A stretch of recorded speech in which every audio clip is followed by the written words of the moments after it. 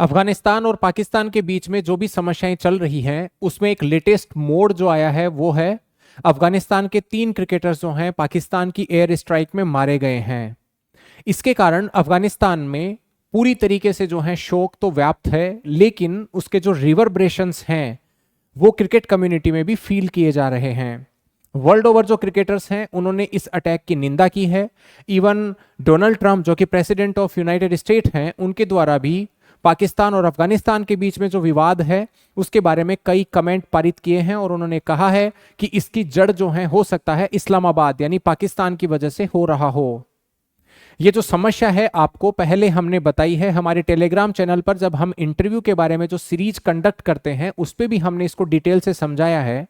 अफगानिस्तान और पाकिस्तान के बीच में जो समस्याएं चल रही हैं उनके पीछे 3 कारण प्रमुख हैं। पहला, उनका एक ऐतिहासिक रूप से जो दोनों के बीच में बॉर्डर लाइन है जिसको हम ड्यूरंड लाइन के नाम से जानते हैं, उसकी वजह से अफगानिस्तान उस ड्यूरंड लाइन को एक्सेप्ट नहीं करता, तो बॉर्डर जो है वो क्लियर कट दोनों देशों के बीच में उसकी मान्यता नहीं होने की वजह से दोनों देश आपस में यह विवाद उनमें हमेशा रहा है। दूसरा विवाद का जो मुख्य कारण है वह है पाकिस्तान के द्वारा अफगानिस्तान को स्ट्रेटेजिक डेप्थ के तौर पर यूज करना, यानी उस तरीके से जिसमें वो अपने खुद के फेवर की एक्टिविटीज तो कंडक्ट करवा सके, वो भी दूसरे देशों के खिलाफ।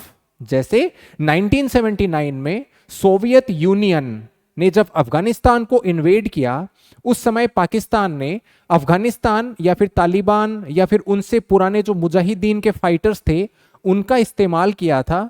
किस कारणवश? अमेरिका और पाकिस्तान दोनों मिलकर के सोवियत यूनियन को कैसे वहां से बाहर निकालें, तो उनके खिलाफ गुरिल्ला वॉरफेयर कंडक्ट करवाने के लिए।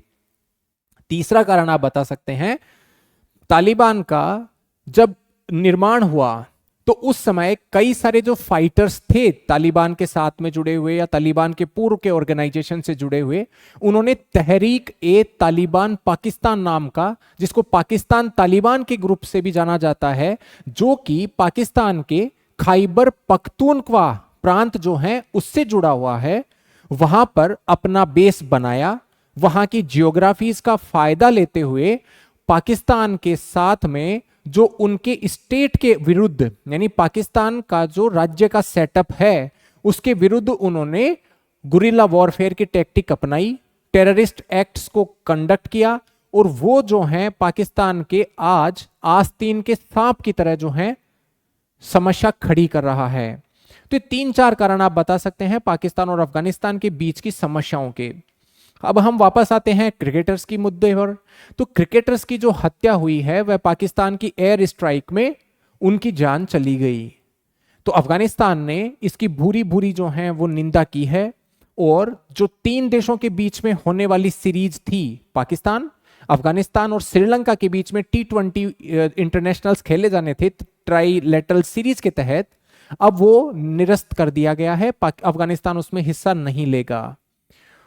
अफगानिस्तान के जो कैप्टन हैं उनकी उसमें उन्होंने कहा है ट्विटर की पोस्ट में कि ये जो है बहुत ही इनह्यूमनली एक्ट है, ह्यूमन राइट्स का क्लियर कट वॉयलेशन है, और इंटरनेशनल नॉर्म्स के भी खिलाफ जो है कई सारे वर्ल्ड लीडर्स ने इसकी निंदा की है।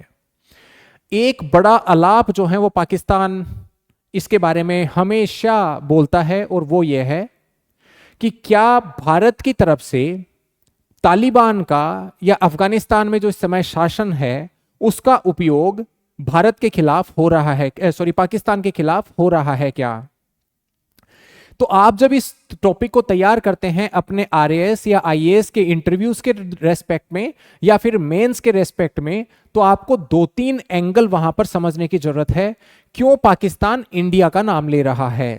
पहली बात, तालिबान के और भारत के संबंधों में इस समय सुधार देखा जा रहा है। तालिबान जब पूर्व में शासन में हुआ करता था 1996 से 2001 के बीच में, तो उस समय कंधार में जो हमारा एयर इंडिया का जो प्लेन हाईजैक करके उतारा गया था, भारत और तालिबान के संबंधों में बहुत बड़ी तल्खी थी। तो भारत तालिबान को कभी भी रिकॉग्नाइज अभी भी नहीं करता, पहले भी नहीं करता था, लेकिन जो रिश्ते थे वो बहुत ही नगण्य थे। तो उसकी वजह से पाकिस्तान ने तालिबान का जो इस्तेमाल था वो एंटी इंडिया एक्टिविटीज को करने के लिए अफगानिस्तान में उसका सपोर्ट कैसे हो, अफगानिस्तान की धरती से उसको मदद कैसे मिले, तो पाकिस्तान ने ऐसे जो हैं वो अफगानिस्तान की धरती का उपयोग 1996 से 2001 तक, जब तालिबान उस समय शासन में था, तब किया। 2001 में जब यूनाइटेड स्टेट पर हमला होता है, टेररिस्ट अटैक, जो कि अब तक का सबसे बड़ा टेररिस्ट अटैक माना जाता है, उसके बाद में जो सिचुएशन बनी और नेटो फोर्सेस के अम्ब्रेला के तहत जो अटैक अलकायदा के इंफ्रास्ट्रक्चर पर या तालिबान के इंफ्रास्ट्रक्चर पर अफगानिस्तान में नेटो फोर्सेस ने यूनाइटेड स्टेट की लीडरशिप में किया, उसकी वजह से तालिबान का शासन वहां पर हटा। तो वो हटने के बाद में पुनः तालिबान को जो आई सरकार, वो आई थी 2021 में। तो 1996 से 2001 की पोजीशन और 2021 से 2025 की पोजीशन, दोनों में फर्क है और भारत और तालिबान दोनों इस चीज को जानते हैं। तो पाकिस्तान जो ब्लेम करता है, क्या ब्लेम करता है कि भाई इस समय जो पाकिस्तान में समस्याएं हो रही हैं उसका कारण जो है वो भारत है। तो वो आवाज आ रही है पाकिस्तान और तालिबान के बिगड़ते हुए रिलेशन और भारत और तालिबान के सुधरते हुए रिलेशन से। तो आपको एक बैकग्राउंड इसका समझ में आना चाहिए। और यह संयोगवश नहीं है कि जब तालिबान के एक्टिंग फॉरेन मिनिस्टर भारत की विजिट पे थे, उनके पीछे से पाकिस्तान ने काबुल, जो कि अफगानिस्तान की राजधानी है, वहां पर यह अटैक किया और वो भी एयर स्ट्राइक की। और उसका जवाब जब यहाँ के यात्रा पर उस समय के मतलब उस समय जब यात्रा थी और काबुल पे जो अटैक हुआ, तालिबान के फॉरेन मिनिस्टर ने उसकी जो निंदा की और कहा कि हमें जो है आप कमजोर ना समझें, वो भारत की धरती से उन्होंने निंदा की थी। तो ये संयोगवश नहीं है, ऐसा पाकिस्तान ने पहले भी किया है। जब बिल क्लिंटन यूएस के प्रेसिडेंट 1998-1999 के उसमें भारत आए थे और पाकिस्तान ने कारगिल करके उसका जवाब दिया था। अभी थोड़े दिनों पहले यूएस के वाइस प्रेसिडेंट जेडी वैंस, वो भारत की यात्रा पे थे और भारत की यात्रा पे रहते हुए पहलगाम का हमला, टेररिस्ट अटैक पाकिस्तान के द्वारा समर्थित किया गया था। तो इसमें कोई संयोग नहीं है कि जब जब भी हाई लेवल डिग्निटरीज की बात होती है या भारत के रिश्ते अफगानिस्तान से सुधरने होते हैं, तब पाकिस्तान इन चीजों को कंडक्ट करवाता है।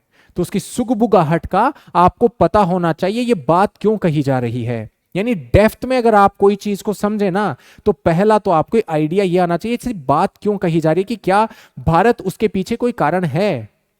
दूसरा कारण क्या है, अफगानिस्तान में भारत ने करीबन $3 बिलियन, यानी आज की अगर मुद्रा के बारे में बात करें, $1 जो कि करीबन 88 रुपीज का हो, तो $1 बिलियन का मतलब है 8800 करोड़ रुपीज, जो कि अगर अपन $3 बिलियन के बारे में बात करें तो करीबन 26,400 करोड़ रुपए के आसपास का अमाउंट अफगानिस्तान में भारत ने इन्वेस्ट किया है। और भारत जब इन्वेस्ट करता है तो उस पैसे को भारत किसी भी बिना शर्त के अटैचमेंट करता है, यानी कोई शर्त नहीं लगती। जब चाइना अपनी बेल्ट एंड रोड इनिशिएटिव के तहत कहीं पर इन्वेस्ट करता है तो उन देश के इंफ्रास्ट्रक्चर को एक तरह से कोलेट्रल की तरीके से समझ के करता है। अगर वहां पर कोई इंफ्रास्ट्रक्चर प्रोजेक्ट भी चलता है चाइना समर्थित, तो उसमें चाइना के इंजीनियर या चाइना की टेक्निकल टीम उसको काम करती है। भारत कभी भी ऐसी कंडीशंस अटैच नहीं करता। तो भारत ने निस्वार्थ भाव से जो अफगानिस्तान की धरती पर ये डेवलपमेंटल वर्क किए, उसका अब पता तालिबान को भी चल रहा है, क्योंकि सोशियो इकोनॉमिक बेनिफिट उसके बहुत ज्यादा होते हैं। आप वहां पर एजुकेशनल इंस्टीट्यूशंस बनाते हैं, हेल्थ के इंस्टीट्यूशंस बनाते हैं, आप वहां के पार्लियामेंट जो कि उसका लेजिस्लेटिव बॉडी है, आप वहां पर डैम्स, आप वहां पर रोड्स बनाते हो, तो इसका मतलब है उसकी सोशियो इकोनॉमिक लाइफ में, उसकी कनेक्टिविटी में, उस देश की विधायिका के लिए एक सेटअप तैयार करने में बहुत मदद करते हो। यानी आप उनके पीपल सेंट्रिक काम करते हो। ये मैं भारत के बारे में बात कर रहा हूं जो अफगानिस्तान में किया। ये वर्ड आपको याद होने चाहिए। जब आप इन शब्दों का उपयोग अपनी मेंस की एग्जामिनेशन में या अपने इंटरव्यू में करेंगे, तब आपको समझ में आएगा कि रियल कहानी या नंबर कहां से आते हैं। तो आपको दूसरा बैकग्राउंड यह समझना है कि क्यों इस समय पाकिस्तान अफगानिस्तान पर तिल मिलाया हुआ है, क्योंकि भारत के सामने तो चलती नहीं है ऑपरेशन सिंदूर में आपने देखा कैसे ब्रह्मोस मिसाइल या भारत का जो डिफेंस सिस्टम है उसने तार तार करके रख दिया था पाकिस्तान के सारे इंफ्रास्ट्रक्चर को। अर्ली वार्निंग सिस्टम्स, उस रडार को खत्म कर देना बहुत बड़ी जीत होती थी। तो ये काम आपको पता है कि पाकिस्तान ने इन दो बैकग्राउंड को आपको ध्यान रखना है, क्यों भारत के खिलाफ जो है इस बातों को वो बोलता है। तीसरा, बलूचिस्तान का प्रोविंस। पाकिस्तान में 4 प्रोविंस हैं, बलूचिस्तान, खैबर पख्तूनख्वा, पाकिस्तान पंजाब और सिंध। ये जो 4 प्रोविंस, यानी हमारे यहां पर हम अगर बात करें 29 स्टेट्स, तो वहां पर जो हैं 4 स्टेट्स हैं। तो उन 4 स्टेट में एक स्टेट है बलूचिस्तान। बलूचिस्तान लिबरेशन आर्मी एक ग्रुप है वहां पर, जिसकी मतलब अम्ब्रेला के तले वहां पर कई सारे जो अलगाववादी लोग हैं या वो लोग जो कि वहां के लोगों के राइट्स के लिए लड़ रहे हैं, वो पाकिस्तान के नाक में उन्होंने दम कर रखा है। और ये बात होती है 1947, जब पाकिस्तान हमारे देश से अलग होकर के बना। उस समय बलूचिस्तान के कई सारे लीडर्स पाकिस्तान में विलय के लिए तैयार नहीं थे, और तैयार नहीं थे लेकिन कैसे न कैसे फोर्सफुली पाकिस्तान की फोर्स का यूटिलाइजेशन करके उसको मिलाया गया पाकिस्तान में बलूचिस्तान को। तो ये लड़ाई जो है वहां से ये लोग करते हैं, और इसको सिस्टमेटिकली पाकिस्तान ने भी कैसे प्रायोजित किया है, कई सारे रेप, कई सारी कस्टडियल डेथ्स, वहां पर इकोनॉमिक रिसोर्सेज का प्लंडर, वहां पर जो है ब्यूरोक्रेसी का बहुत ही लेस मात्रा में अवेलेबल होना, यानी उन लोगों के लिए सोशियो इकोनॉमिक पैरामीटर्स बहुत कमजोर हैं। चाइना पाकिस्तान इकोनॉमिक कॉरिडोर अगर वहां पर डेवलप भी किया जा रहा है तो चाइना के ही इंजीनियर्स जो हैं वहां पर काम करें, लोकल लोगों को रोजगार नहीं मिले, तो उसकी जड़ आती है बलूचिस्तान के अंदर से, इंटरनल सिक्योरिटी में टर्मोइल से। तो भारत को ब्लेम किया जाता है इसके बारे में। तो 3 बड़े रीजन हैं जहां पर आपको बैकग्राउंड पता होना चाहिए कि अगर पाकिस्तान भारत को अगर ब्लेम कर रहा है कि पाकिस्तान के अंदर जो भी समस्याएं हैं भारत उसका कारण है, तो उसके पीछे आपको ये 3 कारण याद रखने चाहिए। लेकिन इनमें कुछ भी जो है वो सत्य नहीं है, और उसके भी रीजंस आपको पता होने चाहिए। पहला, बलूचिस्तान का लिबरेशन स्ट्रगल कभी भारत के द्वारा प्रायोजित नहीं है। न तो वहां के लीडर भारत कभी आए हैं, भारत के द्वारा उनको किसी भी प्रकार का आइडियोलॉजिकल समर्थन किया है भारत ने कभी, न उनको किसी भी प्रकार के वेपन्स कभी भारत ने अवेलेबल करवाए हैं।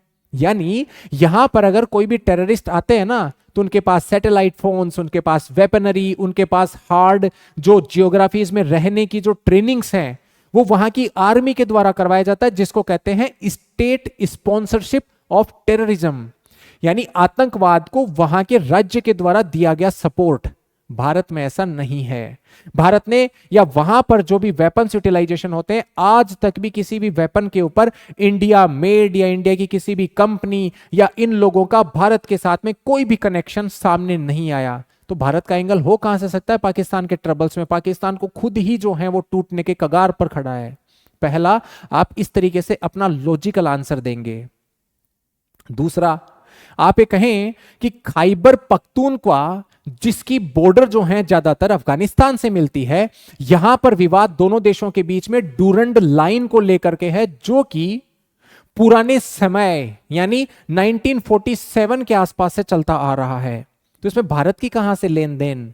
तीसरा, आप बताएं कि जब हम बात करते हैं तालिबान की, तो तालिबान जो वर्क कर रहा है अभी और भारत के साथ में उसके रिलेशन अगर इंप्रूव हो रहे हैं, वो क्यों हो रहे हैं?